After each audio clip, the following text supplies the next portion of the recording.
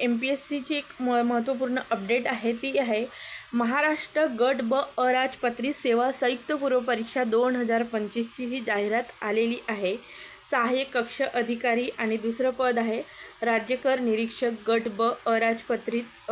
याच्यामध्ये किती पदं आहे, एक्झाम फॉर्म केव्हापासून भरायचे, इथं माहिती मी सांगत आहे बघा।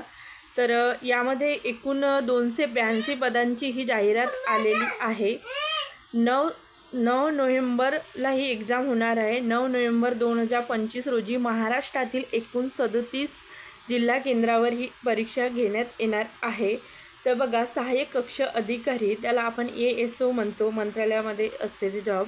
तर याच्यासाठी एकूण 3 पदे आहेत। तर यामध्ये अराखीव 2 आणि आरक्षित पद 1 आहे। त्यामध्ये अनुसूचित जातीसाठी 1 पद आरक्षित आहे, असे 3 पद आहेत।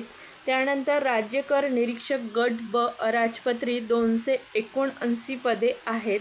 त्यामध्ये अनुसूचित जाती 78, अनुसूचित जमाती 3, मग विमुक्त भटक्या वगैरे ह्या सगळं वाचत नाही। ही संपूर्ण जाहिरात मी बुलसाय अकॅडमी या टेलिग्राम चॅनल आहे, त्यावर हे संपूर्ण जाहिरातीची PDF मी तिथं टाकलेली आहे, तिथून तुम्ही बघू शकता।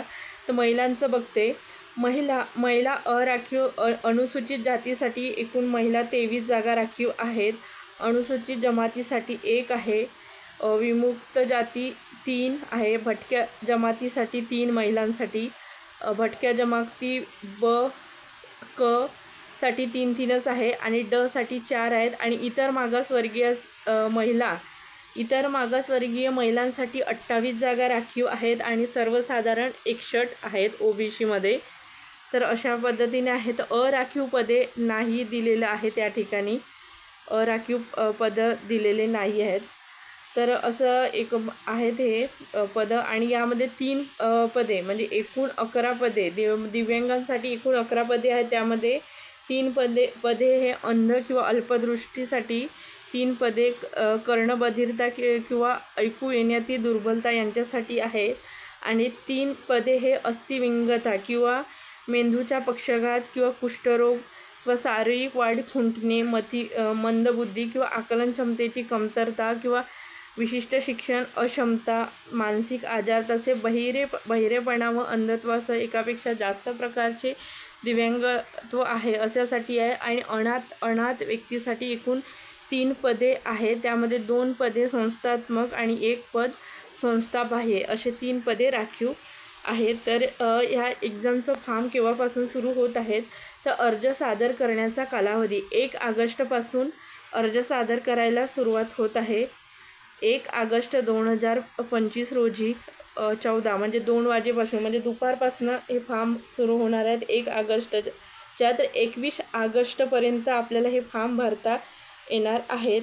ऑनलाईन पद्धतीने परीक्षा शुल्क भरण्याचा अंतिम दिनांकसुद्धा 21 ऑगस्ट 2025 आहे।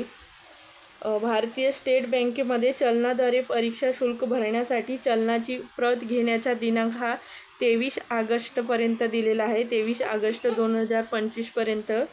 आणि चलनाद्वारे परीक्षा शुल्क भरण्याचा अंतिम दिनांक 25 ऑगस्ट 2025 रोजी बँकेच्या कार्यालयीन वेळेमध्ये। तसं ऑनलाईनच गुगल पेने वगैरे पेमेंट केली जाते, त्यामुळे तेवढं कठीण नाही, ते होत असते। पदसंख्या आणि आरक्षणासंदर्भात सर्वसाधारण तरतुदी दिलेल्या आहेत, ते आधी ज्या पद्धतीने होतं तसंच आहे। यामध्ये दिलेले आहे, जाहिरात प्रसिद्ध झाल्यानंतर तसेच पूर्वपरीक्षेचा निकाल अंतिम करेपर्यंत नव्याने प्राप्त होणाऱ्या मागणीपत्रामध्ये जाहिरातील नमूद नसलेल्या संवर्गासाठी तसेच सामाजिक आणि समांतर आरक्षणाकरिता पदे उपलब्ध होण्याची आणि विद्यमान संवर्गातील पदसंख्येमध्ये बदल किंवा वाढ होण्याची शक्यता विचारात घेऊन उमेदवारांनी पूर्वपरीक्षेकरता अर्ज सादर करणे आवश्यक राहील। म्हणजे कसं, ह्या ज्या जागा आहेत त्यामध्ये जागांमध्ये वाढसुद्धा होऊ शकते। पूर्वपरीक्षेचा निकाल अंतिम करेपर्यंतच्या कालावधीपर्यंत शासनाकडून सुधारित किंवा अतिरिक्त किंवा स्वतंत्र मागणीपत्राद्वारे प्राप्त होणारे सर्व सेवेतील पदे पूर्वपरीक्षेच्या निकालासाठी विचारात घेण्यात येतील। पूर्वपरीक्षेची जाहिरात प्रसिद्ध झाल्यानंतर शासनाकडून सुधारित किंवा अतिरिक्त किंवा स्वतंत्र मागणीपत्राद्वारे प्राप्त संवर्गातील पदाचा समावेश पूर्वपरीक्षेच्या निकालापूर्वी शुद्धीपत्रकाद्वारे करण्यात येईल। यास्तव पूर्वपरीक्षेच्या जाहिरातीमध्ये पद आरक्षित नसल्यामुळे, पदसंख्या कमी असल्यामुळे अथवा संवर्गाचा समावेश नसल्यामुळे पूर्वपरीक्षेसाठी अर्ज सादर केला नसल्याची व त्यामुळे निवडीची संधी वाया गेल्यासंबंधीची कोणतीही तक्रार नंतर कोणत्याही टप्प्यावर विचारात घेतली जाणार नाही, हे महत्त्वाचा मुद्दा दिला आहे। कारण पदांची संख्या खूप कमी आहे, त्यामुळे अर्जांची संख्या कमी येऊ शकते असं आयोगाला वाटलं, म्हणून आयोगाने हा मुद्दा यामध्ये नमूद केलेला आहे की नंतर जागांची वाढ झाली आणि तेव्हा विद्यार्थ्यांनी आवाज उठवला की आम्ही जागा कमी आहेत म्हणून फॉर्म भरला नाही, तर आम्हाला संधी द्यावी फॉर्म भरण्याची। तर असं होऊ नये म्हणून हे जे तयारी करत आहे त्यांनी सगळ्यांनी फॉर्म भरायचे आहे, कारण पुढे ह्या जागा वाढू पण शकतात। आणि कसं सगळ्यांना फक्त आपल्यासाठी एकच पदाची गरज असते आणि एक पद सगळ्याच कॅटेगरीसाठी एक जागा आहे, तर त्या आहेत। महिलांसाठी दिलेल्या आहे। महिलांसाठी आरक्षित पदाकरिता दावा करणाऱ्या उमेदवारांनी महिला आरक्षणाचा लाभ घ्यायचा असल्यास त्यांनी अर्जामध्ये न चुकवता महाराष्ट्राची आदिवासी म्हणजे डोमिशियल असल्याच्या तसे अनुसूचित जाती जमाती वगळून इतर मागासवर्ग प्रवर्गातील महिलांसाठी नॉन क्रिमिलियरमध्ये मोडत असल्याबाबतचा स्पष्टपणे दावा करणे आवश्यक आहे। हा महत्त्वाचा मुद्दा आहे, कारण तो आरक्षणाचा लाभ घेण्यासाठी हे सर्व डॉक्युमेंट्स आपल्याला तिथं लागत असतात। खेळाडूसाठी आरक्षण काय आहे, दिव्यांगांसाठी काय आहे, हे सर्व माहिती इथं ह्या PDF मध्ये दिलेली आहे। तर तुम्ही जे बुल्सआय अकॅडमी हे जे टेलिग्राम चॅनल आहे तिथे तुम्ही हे बघू शकता। वयोमर्यादा काय आहे, तर दोन्ही पदासाठी किमान वयोमर्यादा 18 आणि कमाल 38 आहे। इतर मागासवर्गीयांसाठी 3 वर्ष सूट दिलेलं आहे, त्यामुळे 43 वर्षापर्यंत एक्झाम देता येते। शैक्षणिक पात्रता काय आहे, तर संविधानिक विद्यापीठाची पदवी किंवा त्याच्याशी समतुल्य असणारी शासनाने घोषित केलेली इतर कोणतीही तत्सम अर्हता चालत असते। पदवी परीक्षेत बसलेले उमेदवार प्रस्तुत संयुक्त पूर्वपरीक्षेत तात्पुरते पात्र असतील, परंतु संयुक्त पूर्वपरीक्षेच्या निकालाच्या आधी म्हणजे जे पदवीच्या 3ऱ्या वर्गाला आहेत ते विद्यार्थी पूर्वपरीक्षेचा फॉर्म भरू शकतात, एक्झाम देऊ शकतात। पण जर मुख्य परीक्षेचा फॉर्म भरायचा असेल तर तेव्हा त्यांना पदवी त्यांच्याकडे असणे अनिवार्य आहे, तर असं या ठिकाणी दिलेलं आहे। त्यानंतर मराठी भाषेचे ज्ञान आवश्यक आहे। अर्हता किंवा पात्रता गणण्याचा दिनांक शैक्षणिक अर्हता धारण केली असणे अनिवार्य आहे, म्हणजे अंतिम म्हणजे मुख्य परीक्षेकरिता अर्ज स्वीकारण्यासाठी विहित अंतिम दिनांकापर्यंत किंवा त्यापूर्वी विहित शैक्षणिक अर्हता धारण करणे अनिवार्य आहे असं दिलेलं आहे। तर परीक्षेचे स्वरूप कसे आहे ते दिलेलं आहे। दोन्ही पदांसाठी संयुक्त पूर्वपरीक्षा व मुख्य परीक्षा। तर संयुक्त पूर्वपरीक्षा ही 100 गुणांसाठी आणि मुख्य परीक्षा हे 400 गुणांसाठी 2 पेपर असतात। 200 मार्कांचं दोन्हीसाठी सारखंच आहे। तर आयोगाच्या संकेतस्थळावर स्वतंत्रपणे प्रसिद्ध करण्यात आलेल्या प्रस्तुत परीक्षेच्या परीक्षा योजना किंवा पद्धतीनुसार पूर्वपरीक्षेचा निकाल व मुख्य परीक्षेचे अंतिम निकाल प्रक्रिया राबवण्यात येईल। हे जे हायलाईट महत्त्वाचे मुद्दे आहेत ते मी फक्त या ठिकाणी रीड करते। आणि हा महत्त्वाचा मुद्दा आता जे आयोगाने सांगितले आहे, अर्ज सादर करण्याचे टप्पे। आयोगाच्या ऑनलाईन अर्ज प्रणालीवर यापूर्वी विहित केलेले नोंदणी केली नसल्यास किंवा नोंदणी करून प्रोफाईल तयार करणे, खाते तयार केले असल्यास व ते अद्ययावत करण्याची आवश्यकता असल्यास अद्ययावत करणे। आणि हा महत्त्वाचा मुद्दा आहे 3रा, आयोगाचे जे ऑनलाईन अर्ज प्रणाली संकेतस्थळावरील उमेदवाराच्या खात्याची KYC करण्याकरिता आयोगाच्या संकेतस्थळावरील क्रमांक ADR ह्या जो क्रमांक दिलेला आहे त्यानुसार 20 जून 2025 रोजीच्या प्रसिद्धी पत्रकाद्वारे विविध कारवाईनुसार कारवाई पूर्ण करण्याकरिता स्वतंत्रपणे कालावधी उपलब्ध करून देण्यात येईल। सदर कालावधीमध्ये खात्याची KYC प्रक्रिया पूर्ण करणे अनिवार्य राहील। KYC प्रक्रिया पूर्ण करावी लागणार आहे। विविध कालावधीत असे विहित पद्धतीने पुढील प्रमाणे लागू असेल त्यानुसार आवश्यक कागदपत्रे अपलोड करून अर्ज सादर करणे, परीक्षा शुल्काचा भरणा विहित पद्धतीने करणे, जिल्हा केंद्र निवडणे, संयुक्त पूर्वपरीक्षेच्या जाहिरातीस अनुसरून अर्ज करणाऱ्या उमेदवारांनी आयोगाच्या संगणक प्रणालीद्वारे ऑनलाईन पद्धतीने महाराष्ट्र गट ब अराजपत्रित सेवा संयुक्त पूर्वपरीक्षेकरिता अर्ज सादर करणे आवश्यक राहील। आणि 8वा मुद्दा वाचू।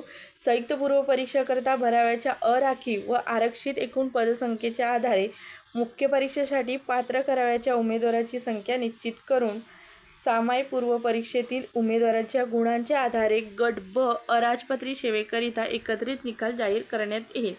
एकत्रित निकाल जाहीर करण्यात येणार आहे. त्यानंतर हे दिल्या विहित म्हणजे कागदपत्रे किंवा प्रमाणपत्र ते अपलोड करायचे असतात, तर ते कोणते कोणते डॉक्युमेंट्स लागणार आहे ते इथं दिलेले आहे. जसं सामाजिकदृष्ट्या मागासवर्गीय असल्याचा पुरावा, आर्थिकदृष्ट्या दुर्बल घटक असल्याचा पुरावा, नॉन क्रिमिलियर धारक असतील की त्यांना लागत असेल नॉन क्रिमिलियर वर्ष 2025-26, वेद नॉन क्रिमिलियर प्रमाणपत्र वर्ष 2025-26, पात्र दिव्यांग व्यक्ती असल्याचा पुरावा, पात्र माजी सैनिक असल्याचा पुरावा, खेळाडू आरक्षणाकरिता पात्र असल्याचा पुरावा, पूर्व परीक्षेकरिता म्हणजे जे म्हणजे खेळाडू असेल तर त्यासाठी ते प्रमाणपत्र त्यांना लागतात. खेळाडूचं आरक्षण त्यांना घ्यायचं असेल तर, अनाथ आरक्षण असेल तर त्याचा पुरावा, अराखीव महिला, खेळाडू, दिव्यांग यांच्यासाठी असेल तर त्यांना प्रमाणपत्र लागणार आहे. तर हे फॉर्म कुठं भरायचं आहे तर अर्ज सादर करण्याची MPSC आयोगाची वेबसाईट आहे mpsc.online.government.in या संकेतस्थळावर तो फॉर्म भरायचं आहे. परीक्षा शुल्क किती आहे तर बघ, मागास म्हणजे ओपन कॅटेगरीसाठी किती शुल्क आहे तर 394. तर मागासवर्गीय, आर्थिकदृष्ट्या दुर्बल घटक आणि अनाथसाठी 294 इतकी फी दिलेली आहे परीक्षा शुल्क. तर हे कशा पद्धतीने भरायचं ते सुद्धा या ठिकाणी दिलेलं आहे. कशा पद्धतीने करायचं आहे तर अर्ज सादर करण्याचे टप्पे पूर्ण झाल्यावर उपलब्ध होणाऱ्या सबमिट अँड पे फीस या बटनावर क्लिक केल्यानंतर किंवा मुख्य पृष्ठातील माझे खाते या सदरातील अर्ज केलेल्या पदाच्या यादीतील फीस नॉट पेड अशी सद्यस्थिती लिहिलेल्या जाहिरात किंवा पद किंवा परीक्षेसमोरील पे नाऊ या लिंकवर क्लिक करून परीक्षा शुल्क भरता येईल. तर अशा पद्धतीची माहिती आणि यामध्ये सर्व माहिती दिलेली आहे. हे PDF तुम्ही हे जे बुल्स अकॅडमी चॅनल आहे यावर बघू शकता किंवा इतरही टेलिग्राम चॅनल आहेत ते कोणत्याही चॅनलला तुम्ही जिथे मिळेल तिथे बघू शकता. हे 29 जुलै 2025 आज आत्ताच हे जाहिरात अपलोड करण्यात आलेली आहे आयोगाच्या संकेतस्थळावर. तर हा व्हिडिओ महत्त्वपूर्ण आहे सगळ्या स्पर्धा परीक्षांची तयारी करणाऱ्या विद्यार्थ्यांसाठी, कारण सगळेच जण ह्या जाहिरातीची आतुरतेने वाट बघत होते. सर्वांसाठी हे गुड न्यूज आहे. म्हणजे चांगला नियमितपणे सातत्याने अभ्यास करा आणि या परीक्षेमध्ये यश मिळवा. Best of luck. थँक्यू. धन्यवाद.